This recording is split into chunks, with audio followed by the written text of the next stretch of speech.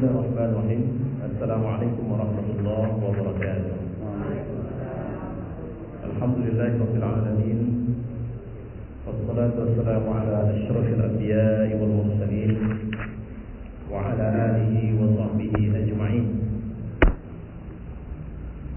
Qala Allah fil Qur'an, A'udzu billahi as-sami'il 'alim minasy syaithanir rajim.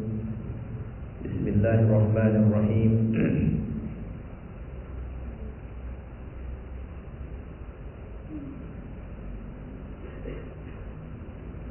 ولا تصل على أحد منهم مات أبدا ولا تقم على قبره إنهم كفروا بالله ورسوله وماتوا وهم فاسقون. Janganlah kamu sekali-kali menyembahkan atau bersolat jenazahkan orang-orang yang mati di antara mereka, dan janganlah kamu berdiri atau mendoakan di kuburnya. Sesungguhnya mereka telah kafir kepada Allah dan Rasulnya, dan mereka mati dalam keadaan fasik. Di Jakarta sekarang muncul tren tidak mau mensolatkan orang yang mendukung Ahok kalau mati. Bahkan ada masjid yang buat spanduk, masjid ini tidak menerima sholat jenazah orang yang mati dan itu adalah pendukung Ahok. Tadi baru saja saya baca di WhatsApp grup saya pertanyaan ke saya tentang bagaimana sebenarnya ini. Apakah tindakan yang dilakukan oleh saudara-saudara kita muslim di Jakarta itu sudah tepat? Jawabannya, jika memang benar itu orang munafik, maka langkah itu sudah tepat. Apa indikator munafik? Para ustaz, para ulama belakangan selalu menjelaskan, bahkan memberikan dengan kata tegas. Mau tahu siapa orang munafik? Mereka adalah orang yang memberikan dukungan kepada si Ahok. Maka saya tidak melihat itu sesuatu yang salah secara pribadi. Semoga Allah lindungi kita dari sifat-sifat nifaq ini. Pertanyaannya, tapi apakah mereka orang kafir sehingga tidak disolatkan? Salah pula memahaminya. Yang benar bahwa kita orang mukmin tidak boleh mensolatkan orang munafik. Jadi siapa yang boleh mensolatkan mereka? Ya orang munafik juga lah. Jadi karena selama ini dia tidak wala kepada Allah dan Rasulnya, ya silakan minta kepada orang yang memiliki sifat wala denganmu kepada selain Allah dan Rasulnya. Kalau memang Ahok menurutnya layak mensolatkan, silakan. Karena ini bukan wilayah yang harus kita main-main di sini. Ini wilayah agama, ini wilayah akidah. Memberikan wala kepada orang kafir itu berkonsekuensi logis terhadap akidah kita sendiri. Ini hati-hati ini. Jadi kalau begitu banyak kali orang munafik yang tidak harus disolatkan. Ya iya, kalau memang indikator yang saya bilang tadi itu memang dipenuhi oleh mereka. Ya. Jadi saya perlu sampaikan bahwa Nabi pernah tegas Allah melarangnya, walaupun pada waktu itu Nabi berijtihad untuk tetap mensolat jenazahkan Abdullah bin Ubay, dan bahkan ini gembongnya orang munafik.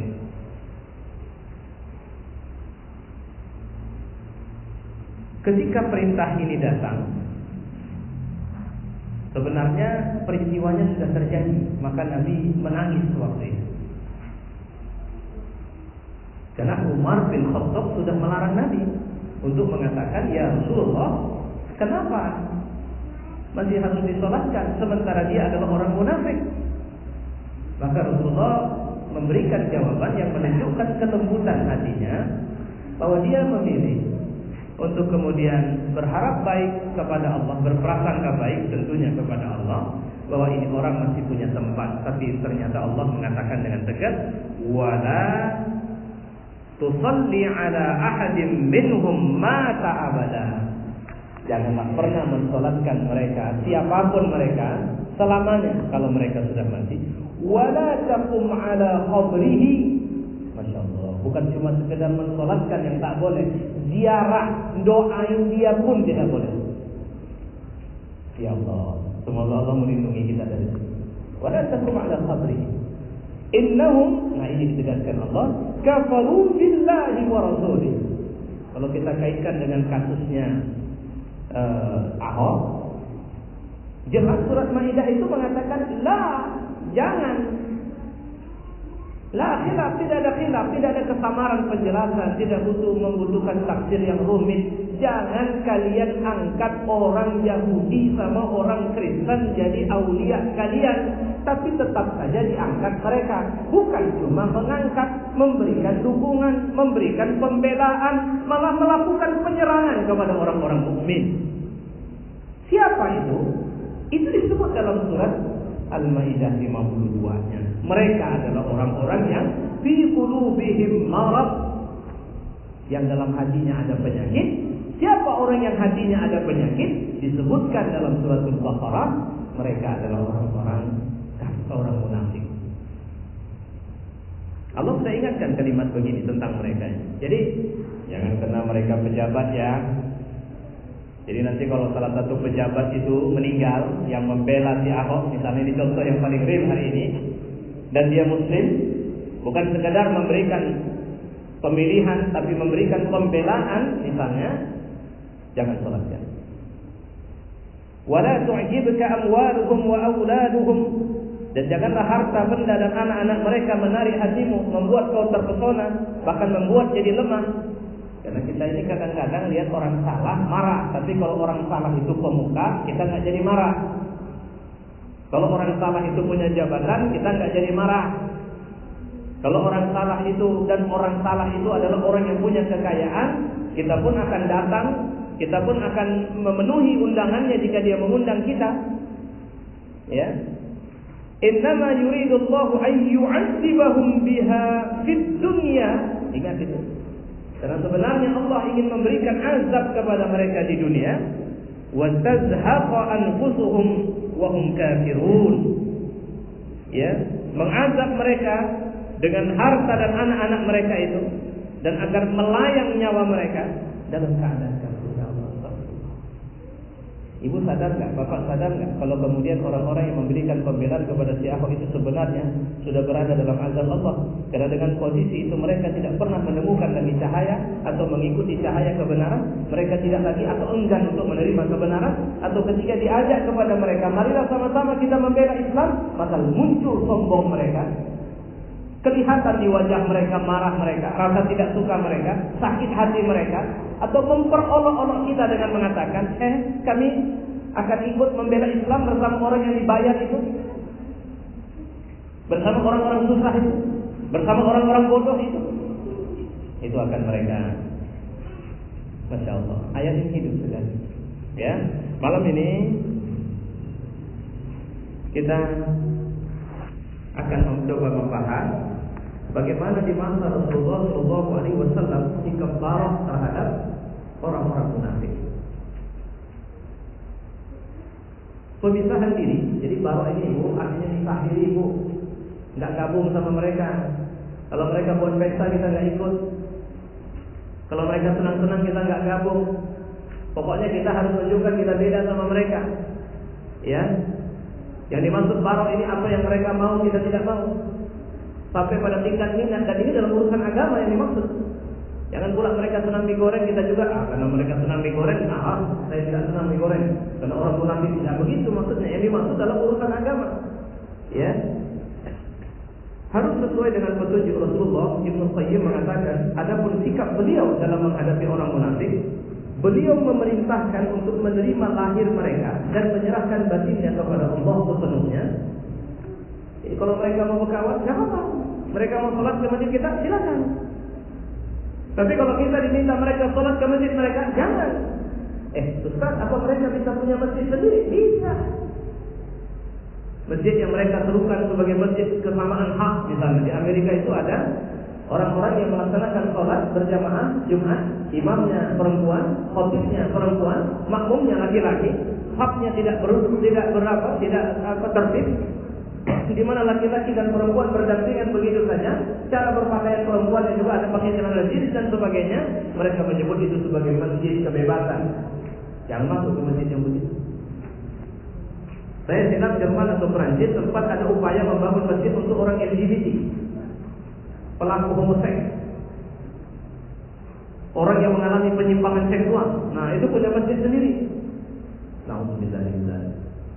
Ini yang dimaksud dengan masjid dirar. Atau mereka tidak mau karena alasan tidak mau gabung ke masyarakat, mereka membangun masjid mereka sendiri di lingkungan tanah mereka sendiri, dan hanya sholat di situ dan tidak mau bergabung dengan orang lain. Ini juga bahagian dari menunjukkan sikap nifaq mereka. Ya. Kemudian berjihad menghadapi mereka dengan ilmu dan hujjah. Nah, ini. Jadi kalau saya bilang pejuang-pejuang atau mujahid-mujahid hari ini itu tidak boleh lagi kalau di dunia sosial media, jangan hanya sekedar nge-like, ngasih komen atau as a viewer, itu yang sering saya bilang. Jangan terjebak pada status mereka. Kalau mereka buat status, kita harus buat status. Jadi jangan biarin di mana mereka bilang, orang-orang Islam yang anti bela Islam, tuh, ustaz-ustaz kalian sudah kena bully tuh, udah habis tuh. Nah, jangan terjebak, jangan cuma viewer di mereka. Buat juga status-status yang membuat mereka bisa bungkam di situ. Jadi kelemahan kita sekarang lebih sering mengomentari status mereka. Malah status mereka di-share ke tempat-tempat lain. Ini lihat nih orang munafik udah ngomong begini nih, ini lihat nih orang munafik. Enggak boleh yang begitu. Yang harus kita lakukan itu kalau dia melakukan serangan, kita serang dia. Nah, dengan hujjah, dengan ilmu, dan kita harus stabil. Ya. Beliau memerintahkan agar berpaling dari orang munafik. Itu kalau dia Facebooknya sering kali ada orang datang sama saya, bukan datang langsung, maksudnya kirim SMS atau melalui Messenger, Ustaz, tolonglah datangi ini Edisianu, ini udah kurang ajar kali sama Islam, Ustaz, tolong lawan. Ini sebenarnya strateginya, nggak usah dikunjungi, untuk hubungan, serukan orang jangan buka itu. Kalau orang sudah buka, tapi jangan yang belum tahu dikasih tahu. Yang sudah tahu, bertemannya sama dia, putusin, supaya jangan merasa hebat dia. Ada kadang-kadang orang udah ngomong jelek, itu komentar sampai ratusan. Maksudnya tujuannya untuk melawan, tapi ternyata sebenarnya hanya membesarkan dia saja. Akhirnya kemana-mana di dunia maya dia dikenal. Nah, jadi kalau Nabi menganjuri berpaling dari mereka. Kalau mereka jalan ke sana, mutar balik. Kira-kira begitu. Kalau mereka kumpul-kumpul, jangan besarin perkumpulan mereka. Itu yang harus dilakukan. Bersikap keras terhadap mereka, menyampaikan perkataan yang mengesankan jiwa mereka. Misalnya, aduh Pak Ustaz, saya nggak bisa datang kemarin kebetulan sakit. Ya, Allah yang tahu hatimu. Semoga memang seperti itulah adanya hati. Itu buat dia takut, itu yang kayak begitu, itu kalimatnya. Ya. Kemudian beliau melarang kita menjatuhkan salat jenazah mereka. Tidak boleh berdiri mendoakan di atas kubur mereka. Bahkan beliau juga memberitahukan, kendati dimohonkan ampun, sekali-kali Allah tidak akan mengampuni mereka. Kenapa? Fa innahum kafaru bi rabbihim. Karena sebenarnya mereka itu kafir kepada Allah Subhanahu wa taala.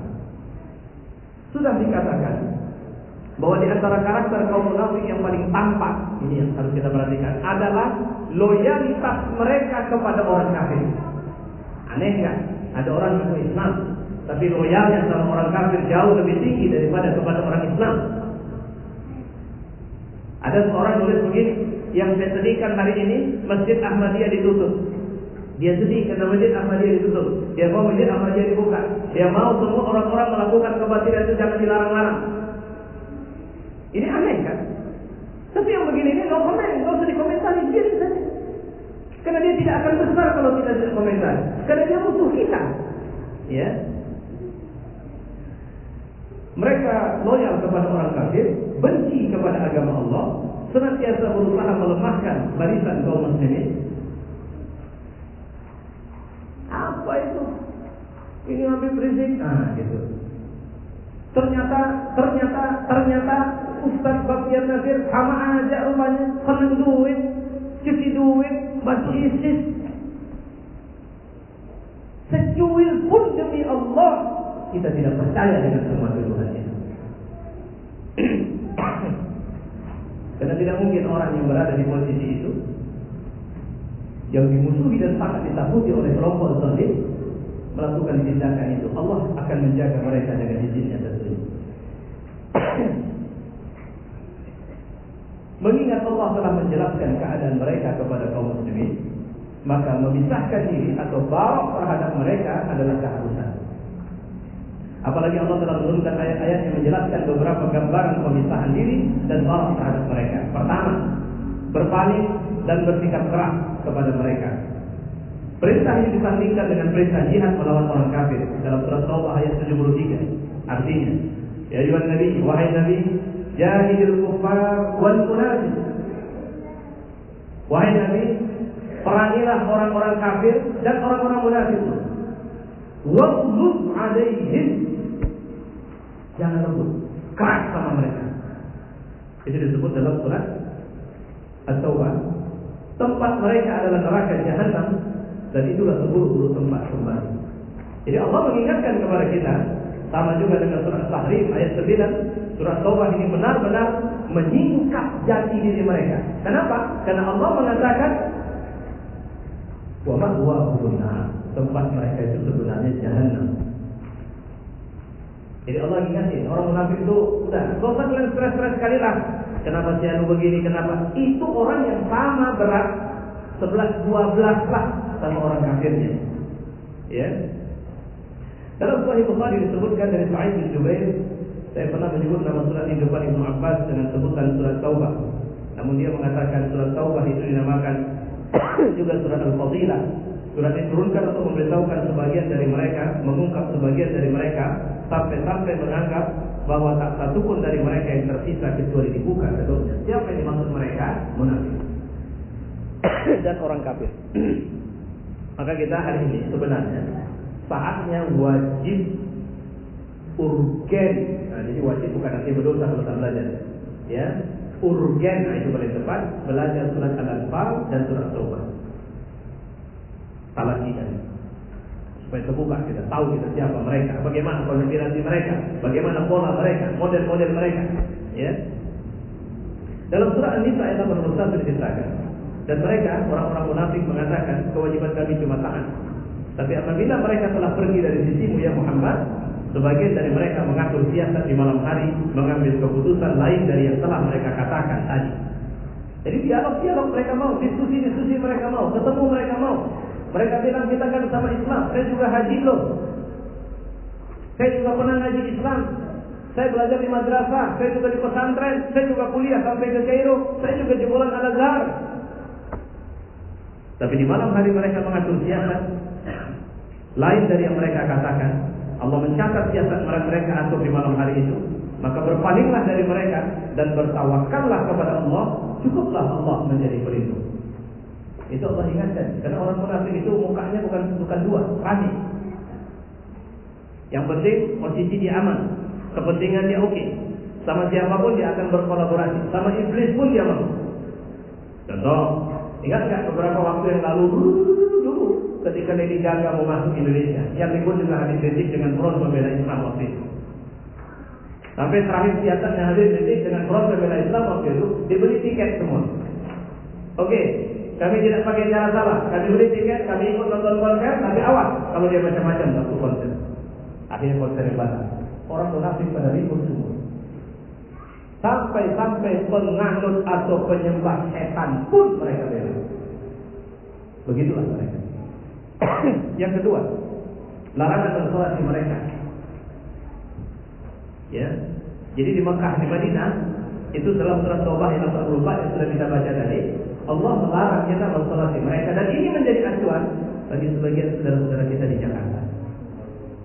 Dan kabarnya tadi sudah ada yang ibu-ibu, kalau nggak silap saya, yang meninggal di sholat. Jangan sholat di sini. Kenapa? Ya, kok kuncinya pendukung berat. Kan aneh, ada manusia sekurang ajar itu, kafir lagi, masih dibelain. Bahkan untuk membelanya, dia menyalah-nyalahkan umat Islam. Dia menyalah-nyalahkan aksi bela Islam misalnya.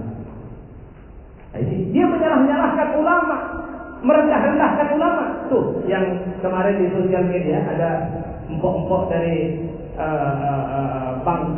dari Hong Kong ya, yang kemudian membuli Ustaz Yusuf Mansur, membuli Ustaz. Ada lagi orang ateis, anak muda dari Bali itu, yang kemudian mengatakan para ulama itu pembohong, yang kayak begitu nanti kalau mati jangan sholat kalian. Karena itu sudah Ya. Yang ketiga, alasan mereka untuk tidak turut berjihad tidak bisa diterima. Oleh karena itu mereka ditolak ketika ingin bergabung dalam tentara jihad. Nanti perhatikan dalam surah Taubah ayat 83. Ya. Di situ ada kalimat wa idza ja'altallahu ila ta'ifatin minhum fasta'zanuka lil khuruj fa qul lan takhruju ma'iya abada. Maka jika Allah mengembalikanmu kepada satu golongan dari mereka, siapa yang dimaksud? Orang munafik. Kemudian mereka minta izin kepada untuk keluar, ikut perang. Ya Rasulullah, kami ikut perang. Maka Allah mengatakan, menyuruh, ya, lan takhruju ma'iya abada. Jangan ikut sama kami dan ikut samaku selamanya. Dan tidak boleh memerangi musuh-musuh bersama. Masya Allah. Tak boleh. Selama kau masih munafik, jangan pura-pura ikut kau itu. Karena akidahnya itu. Karena sangat mudah dia bisa jadi pengkhianat dalam tubuh umat Islam. Jadi nggak bisa kita kasih, oh udahlah dia sudah baik sekarang. Nggak bisa. Tengok betul-betul. Jangan terus masukkan dalam pasukan ini. Bahkan dalam Quran surat Maidah ayat 80, surat Taubah ayat 83 ini Allah melarang, nggak boleh diikut sertakan. Ya. Walam tuqatilu ma'ya aduwa. Nggak usah kau ikut perang sama kami. Innakum raditum bil qu'udi awwala marratin faqulu ma'al khalifin. Sesungguhnya kau telah rela tidak pergi berperang pada kali pertama. Ya. Karena itu duduklah bersama orang-orang yang tidak ikut perang. Sudah, duduk pada sendiri. Kau tidak bergabung sama kami. Nah, itu disebut dalam surat At-Taubah. Kemudian jangan mohonkan ampun untuk mereka. Ya Allah, ampuni ayahmu. Siapa ayahmu? Orang munafik. Tak boleh. Karena Allah tidak akan ampuni. Di mana tempat orang munafik? Bidarkil asfal minan nar. Di keraknya neraka. Di nari jahannam. Di neraka jahannam. Orang mukmin bisa maksiat, dia minta ampun sama Allah, Allah ampunkan. Orang munafik, mereka hakikatnya adalah orang-orang kafir di jahannam. Ya, baik. Ini beberapa catatan yang patut kita perhatikan dari masalah yang harus kita lakukan terhadap orang munafik, dan ini pelajaran yang kita ambil dari masa Nabi sewaktu masih di Madinah. Saya pikir kita pelajaran keras, jelas, nggak usah lama-lama ini. Nah, ini sudah cukup. Wallahu a'lam bishawab. Wassalamualaikum warahmatullahi wabarakatuh.